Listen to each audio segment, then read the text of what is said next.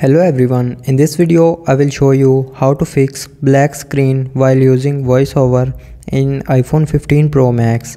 So before starting the video, don't forget to subscribe the channel and also press the bell icon.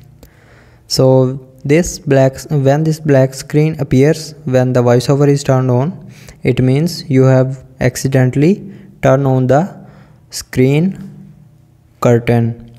So to turn off screen curtain, just simply tap 3 times on the screen with 3 fingers and it will fix the black screen issue.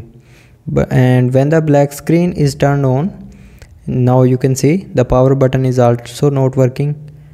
You can use the mobile but nothing will be shown on the screen. So to fix this, just simply tap 3 times with 3 fingers on the screen.